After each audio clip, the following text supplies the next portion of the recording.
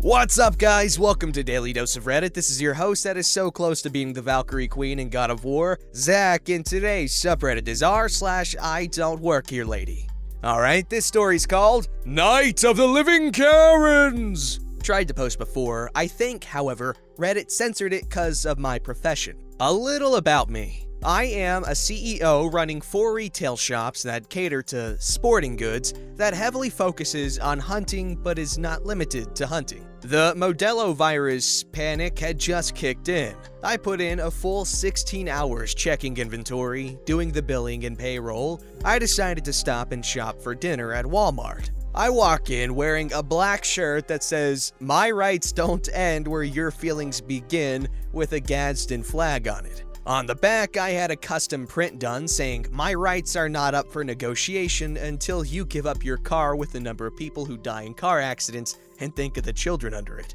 I hit the pre-made salad in Sandwich Island. Nothing. I move around to the burrito area. I hear an ahem behind me. I figure I was in the way and moved out of the way. I hear the annoyed ahem again, followed by an irate voice of a wild Karen. "You should at least acknowledge me, sir." I look up and she begins to ask if I am gonna make any more sandwiches. I say, "Madam, I don't work here." I do know, however, the sandwich people are gone for the day. They'll have more in the morning. She storms off, talking to herself that I was a rude associate. I shrug and continue shopping for my dinner. I move over to the pizza section and there's nothing. Yet, while there, I get yelled at by another Karen. She demanded to know why I was out of uniform and that I almost ran her over despite keeping the 6-foot social distance. I politely tell her, "Madam, I don't work here." I then mosey off before she can speak to me further. While walking away, I hear her gasp and explain loudly to someone that I was very rude to her. In the frozen food aisle, looking for at least a bag of french fries or tater tots or even a frozen pizza, I hear another ahem behind me. I push forward thinking I'm in the way again. I hear another ahem, followed by a hand on my shoulder. It's a Chad and a Karen. Chad is the one grabbing my shoulder. I push his hand off and turn to face him, telling him if he can touch me, he's within the state-mandated 6-foot distance and to piss off. He recoils in horror and his Karen gasps. He demands to speak to my manager. I tell him, "I don't work here, you can talk to the manager all you want." I then walk away as they storm off to the customer service center. I finally find food for dinner. A frozen bag of veggies and frozen chicken strips in the next aisle. I move on and grab some trail mix for breakfast and lunch tomorrow for work. I head to the sporting goods section to look at their pew-pew materials. I can sometimes find them cheaper there than my own shops. I buy 3 boxes of 12-gauge turkey pew-pew materials, the last 3 there. I hear a Chad behind me howl in disgust. "Why are you buying those? You work here! Paying customers first! Those are mine by right!" He legit shouts. I turn and politely tell him, yes, paying customers first, and I am a customer who just bought them. I do not work here. His pet Karen chimes up. "You certainly do work here. I see you here all the time." I explain I don't work here. I am the owner of business names. I then walk away, leaving them fuming. The poor girls with the key to the pew-pew material cabinets chimes up. "He doesn't work here." They go off, yelling at her about how she's covering for a thieving employee who's taking from customers to be a rude, greedy person. I stop by office supplies and electronics to pick up some goodies. I then remember something from my list back in the food section. I go to get English muffins. I don't see the kind that I like, but I see the honey wheat ones, and I grab 3 for the gazillion eggs I got at home. A wild Karen freaks out on me. "You're an employee. You shouldn't be hoarding stuff." I politely tell her I do not work here and exasperatedly ask, why does everyone think I'm an employee? I'm clearly not dressed like an employee. Everyone either must be drunk or their parents are brother and sister and stuck on stupid. She comes back with, "Why else would you be in Walmart?" I walk away laughing and retort, "You must be a Walmart employee too. Why else would you be in Walmart?" I'm looking over jewelry when Chad from Sporting Goods walks up and reaches into my carriage, taking out the 3 boxes of 12-gauge turkey pew-pews. This was seen by Mark. Mark is the 62-year-old store manager who is being followed by no less than 10 people, all pointing at me saying that I was the rude employee who they had been snubbed by. The Chad, caught red-handed, claims I stole them out of his cart. Mark listens to them and all their complaints while keeping a smile. After they each said their piece, he proudly declares to the group, some of which had people who didn't even talk to me, upset about my choice of attire, that I do not work there and never have. That I am a regular customer, but I own a number of sporting goods stores, and that he had bought a turkey scatter pew for his nephew to hunt with directly from me and saw me walk out of the office of the store. Many grumble and accuse him of playing favorites and protecting his employee, vowing to complain to corporates and never shop there again before disbanding. Mark turns to the Chad, still holding the 3 boxes of my turkey pew-pews. You come with me. I follow Mark, and Mark reviews the camera footage to determine who the boxes belong to. I even provide my receipt because I never walk away from sporting goods without paying. Mark turns to me and asks if I want to press charges. I agree and wait for the police. Chad is arrested and I fill out my witness statement. Mark does so as well and turns over a copy of the security footage and a photocopy of my receipt. I pay for my things and Mark compensated me with 3 bags of trail mix for the insanity of the store. We joke and exchange some talk about our respective businesses and the chaos. I wave and tell Mark I'll see him later and to drop by the shop, that his other pew-pew spewer had come in, and I'll throw in a goodie bag for him to thank him for the extra trail mix. I left, having survived the night of the living Karens in one piece. Man, this guy's just wearing the official libertarian uniform. That's funny stuff. And why did so many people think that he was an employee? This story's called Keeping Confused for a FedEx Employee Because I Use Their Paper Cutter Often and End Up Teaching Others How to Use It. Not really an interesting story. Alright, moving on. But why not just post it here? Since my work requires me to move often, almost every year, I never invested in a quality printer and industrial paper cutter, which would be heavy to lug around. So I often use the FedEx office when I need to print and cut, since in the end it's more affordable that way. I am not sure why, but almost every time I use the paper cutter, which is out in the open for the public to use, people seem to always think I am an employee, despite normally wearing jeans, a black graphic t-shirt, or flannel. One day, after this happened 3 times already, a guy wearing a Taco Bell shirt came up and asked me to help with shipping packages. I was listening to music, so I didn't pay attention till he kept waving his hand in my face. I tried to ignore him, hoping he would go away. Finally, I just pretended to just notice him and said, "Oh, are you here with my food delivery? It was 3 tacos and a Baja Blast, right?" He looks confused and I continue. "I already paid through the app with my card, but you can just leave the food here. Thanks." I think he was just more confused and thought I was a crazy person and slowly backed away and found a real employee to talk to. Over the last year, I got used to this and just ended up helping people with their cutting, since normally it's a little old lady who needs yard sale flyers cut or something like that. About a few months ago, in the FedEx office of the town I just moved out of, which had a nice immigrant owner who liked that I often helped explain to other customers how to use their cutter, printers, and laminators since it allowed them to focus on packages. I come in around right before 5 p.m.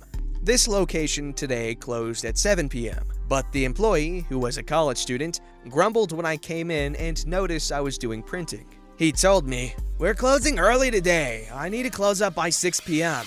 I understood and rushed to get my printing and cutting done as fast as possible. I was the only customer in the store. It was just this employee, another young employee in the back I could hear but not see, and what looked like one of their friends who was hanging behind the counter and not in uniform. Seeing I was the only customer there for the next half hour, I kept being reminded every 5 minutes that they were closing and I needed to be out at 6 p.m. I guess they thought they could close up early, so I somewhat understood their frustration. I was the only one keeping them from this, so I rushed as fast as I could through cutting.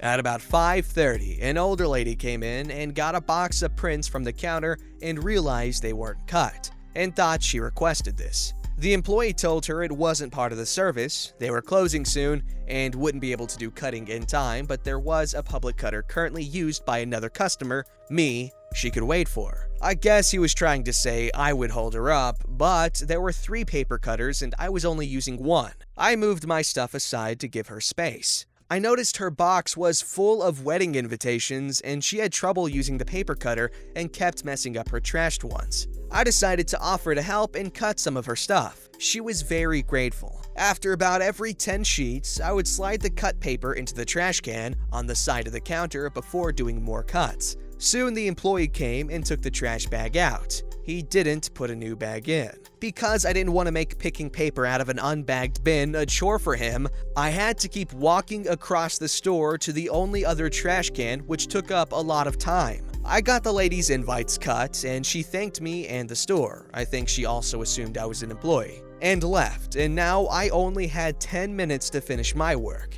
The employee just stared intently at me and kept saying, "We close in a few minutes, you need to wrap up." So I rushed as much as I could. 5 minutes till closing, I realized I wouldn't be able to finish my cutting today, so I started to pack up. By now, there was a huge pile of paper scraps on the counter. A lot came from other people who were here before me today, but the rest, I admit, were from my cutting from the lady's invites and my stuff.